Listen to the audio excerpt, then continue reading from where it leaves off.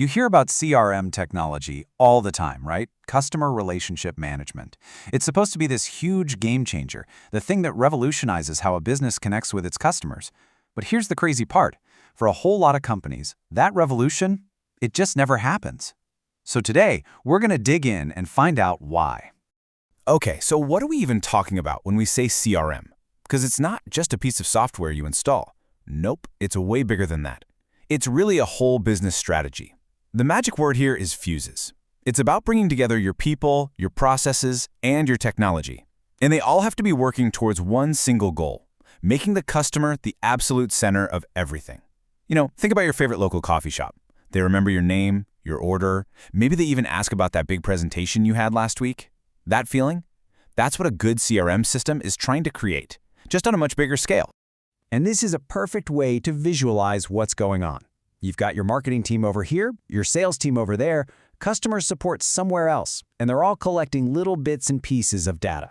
A successful CRM ecosystem acts like a magnet, pulling all those pieces together. The end result? One complete, unified picture of the customer. That way, literally everyone in the company is on the same page. All right, but here's where it gets kind of wild. For all that promise, for all that potential, the data is pretty shocking. Research shows that over half of all CRM projects are considered a disappointment or an outright failure.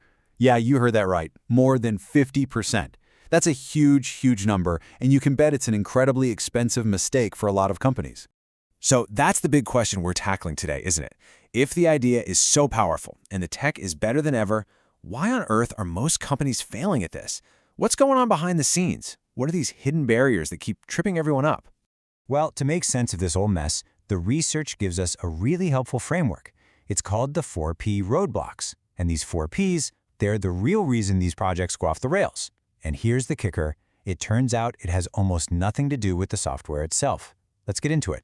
First up, we have process. And this is a biggie. The idea here is simple.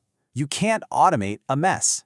So many companies get dazzled by the shiny new technology, but they skip the hard, foundational work of actually defining and mapping out how they do things.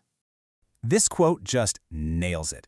A business goes out and spends all this money on a CRM platform that's built for repeatable processes. But then they realize their own business processes aren't actually specified enough to be repeatable.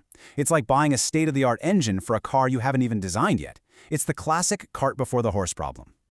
Okay, so when your process is broken, that's not just some internal problem. It has real-world consequences, which brings us to our second P, perception. And we're talking about perception from two angles here, from your own employees and, just as importantly, from your customers. And this is just so critical. Think about it. If the new CRM system makes an employee's job harder, why would they ever use it? They won't.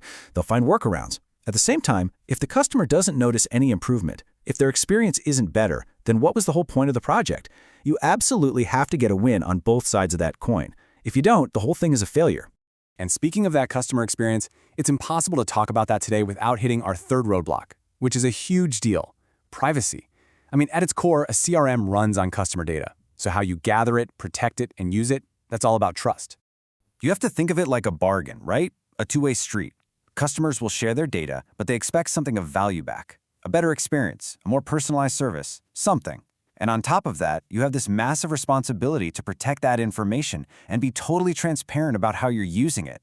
If you break that trust, even once, the whole thing crumbles.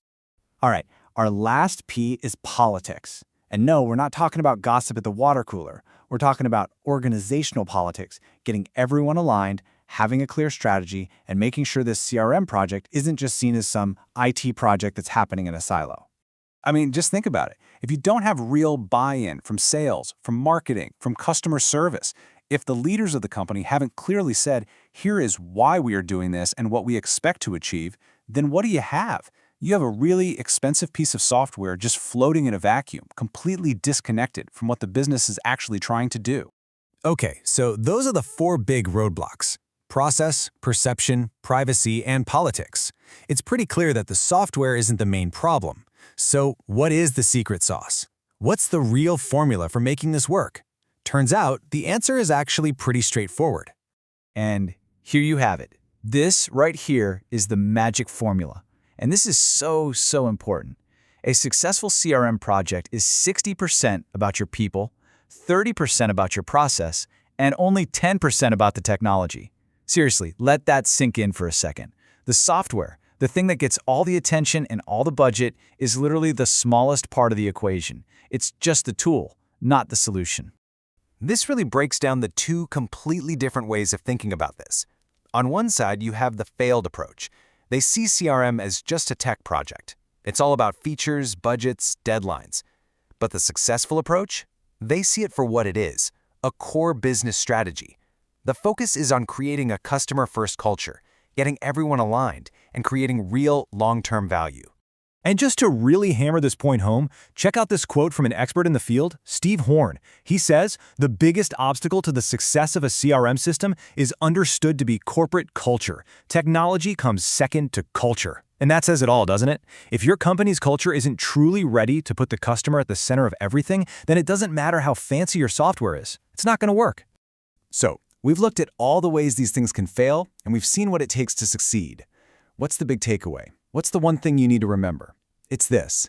Getting CRM right is not a technology problem. It is a human problem.